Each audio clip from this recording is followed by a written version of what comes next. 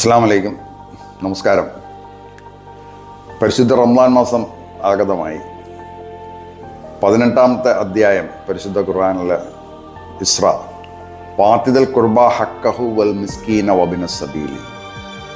കൊടുക്കുക, ആത്തിദൽ ഖുർബ, നിങ്ങളുടെ ഏറ്റവും അടുത്ത ബന്ധുക്കൾക്ക്, വബിന സബീലി വൽ മിസ്കീൻ, പാവപ്പെട്ടവന്, വഴിയാത്രക്കാരന്, അവർക്ക് അർഹതപ്പെട്ടത്.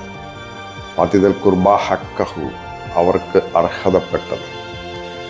അപ്പം പരിശുദ്ധ ഖുർആനിൽ നിശ്ചയിച്ചിട്ടുണ്ട് ആർക്കൊക്കെയാണ് നമ്മളുടെ ധനം അർഹതപ്പെട്ടിരിക്കുന്നത്. അത് കൊടുത്തു തീർക്കണം, നിർബന്ധമായും കൊടുത്തു തീർക്കണം.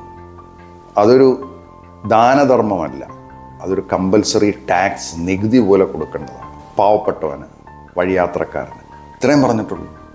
ഏത് ജാതിയാണെന്നോ ഏത് മതമാണെന്നോ ദൈവവിശ്വാസിയാണോ ദൈവത്തിനെ നിരാകരിക്കുന്നവനാണോ എന്നൊന്നും അന്വേഷിക്കാൻ നമ്മളോട് ആവശ്യപ്പെട്ടിട്ടില്ല. കൊലപാതകയാണോ കള്ളുകൂടിയനാണോ ഒന്നും അന്വേഷിക്കാൻ പറഞ്ഞിട്ടില്ല. ബന്ധത്തിൽപ്പെട്ടവന്, പാവപ്പെട്ടവന്, വഴിയേരിയിൽ കിടക്കുന്നു. ഇന്നിവിടെ തന്നെ 50-55 പേർക്ക് നമ്മൾ ഇന്നിവിടെ തൊഴിൽ കൊടുത്തിട്ടുണ്ട്. നോർത്ത് ഇന്ത്യൻസ്, ജാർഖണ്ഡുകാരുൾപ്പെടെ ഇവിടെ തൊഴിലാളികളുണ്ട്.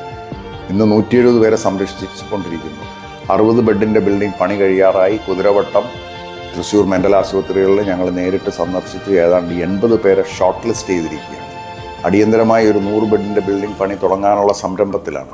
അതുകൊണ്ട് ഇത് കേൾക്കുന്ന നിങ്ങൾ ഓരോരുത്തരോടും ഞാൻ അഭ്യർത്ഥിക്കുകയാണ്, ഈ റമദാൻ മാസം നിങ്ങൾ അറിഞ്ഞ് സഹായിക്കുക. അറിഞ്ഞ് സഹായിക്കുക എന്ന് പറയാൻ കാരണം നിങ്ങളുടെ ആവശ്യമാണ്, എൻ്റെ ആവശ്യമാണ്. ദൈവത്തിന് നമ്മുടെ ആരുടെ ആവശ്യമില്ല.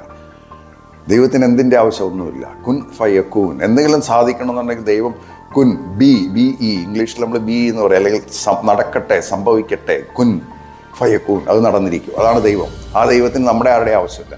നമ്മുടെ മാത്രം ആവശ്യമായി കണക്കാക്കിക്കൊണ്ട്, നമ്മുടെ മാത്രം പരീക്ഷകളായിട്ട് കണക്കാക്കിക്കൊണ്ട് നിങ്ങളിതിലേക്ക് കടന്നു വന്ന് എല്ലാവരും സഹകരിക്കുക. 24/7 നമ്മൾ വഴിയരിയിൽ കിടക്കുന്നവരെല്ലാവരും ഏറ്റെടുത്തുകൊണ്ടിരിക്കുകയാണ്. നിങ്ങളുടെ സഹായമില്ലാതെ ഇത് മുന്നോട്ട് പോകാൻ വളരെ ബുദ്ധിമുട്ടാണ്.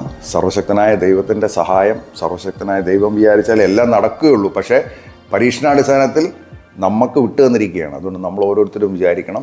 Thank you. ഇത് എല്ലാവരിലും എത്തിക്കുക.